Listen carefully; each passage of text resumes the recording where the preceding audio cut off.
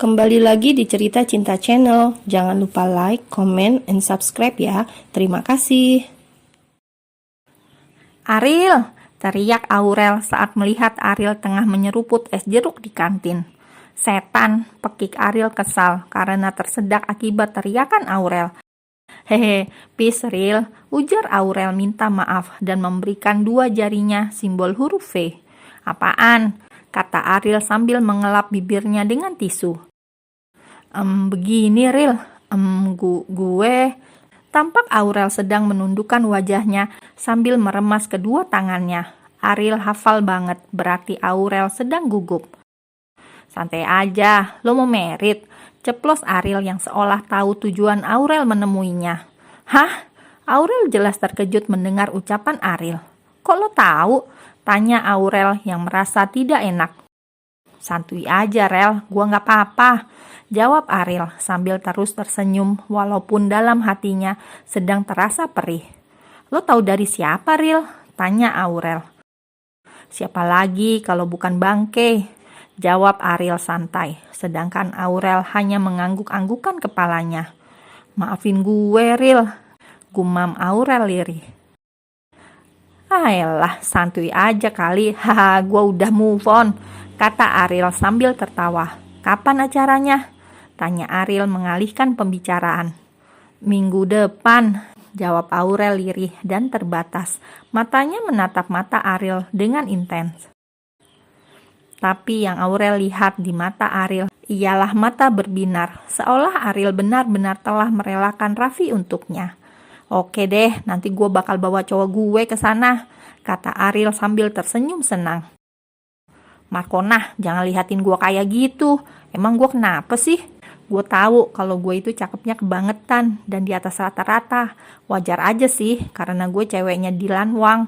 Jadi lo harus bangga bisa kenal dan jadi sahabat gue, kata Ariel panjang lebar tanpa jeda, membuat Aurel berdecak dan lega karena Arielnya telah kembali. Please deh Ril, kalau ngomong tuh pakai spasi sama titik. Kasih jeda, jangan kayak baja yang gak ada remnya.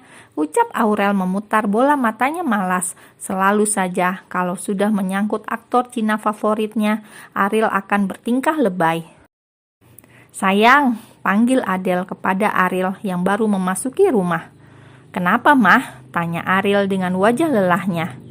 Dicariin papa di ruang kerjanya, kata Adele lembut. Papa mau kasih izin Ariel buat keluar negeri, tanya Ariel dengan senang dan semangat. Kamu temui saja dulu, ujar Adele tersenyum tanpa memberitahukan ada apa, membuat Ariel memanyunkan bibirnya kesal. Ceklek, Papa cari Ariel, tanya Ariel langsung saat memasuki ruang kerja Surya. Duduklah, titah Surya. Ada apa sih, Pak? Papa nyuruh Ariel pulang karena mau ngasih izin Ariel ya buat kuliah di luar negeri, kata Ariel. Ini apa? Tanya Surya dengan wajah dinginnya sambil memberikan beberapa lembar foto kepada Ariel. Ariel pun mulai membuka satu persatu foto yang diberikan oleh Surya. Tentu saja ia sangat terkejut dan matanya langsung membulat dengan sempurna. Papa dapat dari mana foto ini? Tanya Ariel terkejut. Jangan kamu pikir selama kamu kabur dari rumah bisa lepas dari pengawasan Papa ya, seru Surya yang mulai menaikkan intonasi suaranya. Apa Papa mengajari kamu untuk jadi murahan di luar sana? Pekik Surya lagi, sukses membuat air mata Ariel terjatuh. Tapi itu nggak benar, Pak, seru Ariel tak terima dituduh seperti itu oleh Surya. Nggak benar bagaimana maksud kamu, hah? Pekik Surya. Kamu bawa laki-laki itu ke hadapan Papa secepatnya sebelum Papa yang menyeretnya ke sini, kata Surya dengan nada dingin dan datar. Papa jahat sama Ariel, Papa jahat. Meskipun Ariel nakal, tapi Ariel masih bisa jaga kehormatan Ariel. Ariel nggak mungkin ngecewain Papa, ujar Ariel dengan terisak. Cepat kamu bawa laki-laki itu ke sini, atau Papa yang akan menyeretnya dengan paksa, perintah Surya lagi.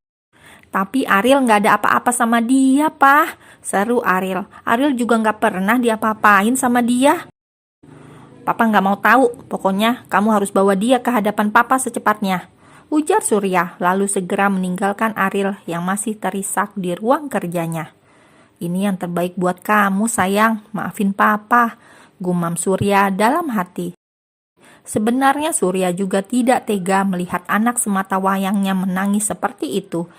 Tapi sesuai kesepakatan dengan istrinya, maka dia harus pura-pura galak kepada Ariel. Lira sedang duduk termenung di lantai dengan berpangku bantal di pahanya. Hingga tiba-tiba suara Mbok Ni membuyarkan lamunannya dari langit ketujuh. "Ra!" panggil Mbok Ni ikut duduk di samping Lira. Iya Mbok, lagi seru tuh acaranya sampai Lira nggak ngeh di sini, ujar Lira terkekeh. Emang bagaimana ceritanya? Pancing Mbok Ni yang sedari tadi memang melihat Lira melamun pura-pura menonton TV, padahal TV yang menonton Lira. Lira hanya nyengir sambil menggaruk tengkuknya yang tidak gatal karena bingung harus menjawab apa. "Kamu kenapa melamun?" tanya Mbok Ni lembut dan menatap mata Lira dengan intens. "Perut kamu masih sakit?" tanya Mbok Ni dibalas gelengan kepala oleh Lira. "Lira nggak apa-apa Mbok, cuma lagi pengen melamun aja tadi." Jawab Lira membuat Mbok Ni berdecak. "Ya sudahlah, buruan tidur, biar besok bisa bangun pagi. Mbok juga mau istirahat, udah malam," kata Mbok Ni beranjak dari duduknya hendak pergi ke kamar. Setelah Mbok Ni pergi, Lira kembali menyenderkan kepalanya di tembok dan memejamkan matanya. Air mata kembali menetes kala ia teringat dengan masalah yang bertubi. "Kenapa loh?" tanya seseorang yang tak lain adalah Bian. "Gak apa-apa," jawab Lira dingin dan kembali menutup matanya saat tadi sempat membuka sebentar. "Butuh temen?" tanya Bian yang merasa sepertinya Lira tidak seperti biasanya. "Lira lagi pengen sendiri mas, lagi gak mau debat," jawab Lira lirih. Bian menghembuskan nafasnya pelan, lalu langsung ikut duduk di samping Lira, membuat Lira langsung membuka matanya karena terkejut. "Kan Lira udah bilang mau sendiri, kenapa Mas Bian ikut duduk di sini?" kata Lira sedikit kesal. "Nggak usah pakai mas-mas lah, gue bukan Mas Yono, Kang Somai di kantin," kata Bian juga kesal. "Kenapa sih lo kusut amat tuh muka, kayak baju udah seminggu nggak disetrika," ujarnya lagi. "Kepala gua pusing," kata Lira yang langsung menyandarkan kepalanya di bahu Bian. "Boleh nggak sih gua anggap lo temen gue sebentar aja, hilangin status pembantu sama majikan dulu ya, gua lagi butuh temen curhat," tanya Lira lirih membuat Bian mengernyitkan dahinya. "Kenapa?" tanya Bian sedikit lembut dan membiarkan Lira bersandar pada bahunya. "Fabian, lo pernah pacaran nggak?" Nggak perlu lo jawab, gue juga udah tahu kabar burung tentang playboy kayak lo," kata Lira membuat Bian kesal. Namun ia berusaha menahannya karena ia tahu sepertinya Lira memang sedang butuh teman ngobrol. "Gue kan punya pacar, tapi pacar gue ngehamilin sahabat gue. Dan minggu depan mereka mah merit. Gue harus gimana Bi? Gue udah bilang bakalan datang sama sahabat gue, karena gue gak mau dia ngerasa bersalah lagi sama gue. Tapi kenapa rasanya sulit banget buat gue bisa nerima semua ini ya? Gue berusaha tidak apa-apa di depan sahabat gue, tapi hati gue masih perih setiap kali gue lihat mereka berdua. Makanya gue pengen banget pindah kuliah ke luar negeri dan nemuin pacar baru gue si Dilan Wang. Tapi orang tua gue gak ngizinin gue ke sana. Makanya gue nekat kabur dari rumah dan kerja di sini. Dan lo tahu Bi, gara-gara lo kemarin bawa gue ke rumah sakit, gue ketahuan sama bokap gue dan gue disuruh balik dan bawa lo ke rumah. Gue dikira beneran keguguran dan hamil anak lo. Kepala gue pusing Bi, rasanya kayak mau pecah, kata Lira tanpa sadar yang curhat tanpa difilter, membuat Bian tertegun dan mengernyitkan keningnya bingung. Dek. Sesaat Lira langsung terdiam dalam tangisnya kala menyadari apa yang ia ucapkan barusan. Lira segera menjauhkan kepalanya dari bahu Bian dan menatap mata Bian dengan intens. "Maksud lo apa?" tanya Bian menatap Lira dengan tajam. "Lupakan, gua ngantuk, harus tidur, besok bangun pagi," kata Lira yang langsung bangun dan berlari menuju kamarnya. "Siapa lo sebenarnya?" gumam Bian dalam hati sambil matanya menatap pintu kamar Lira.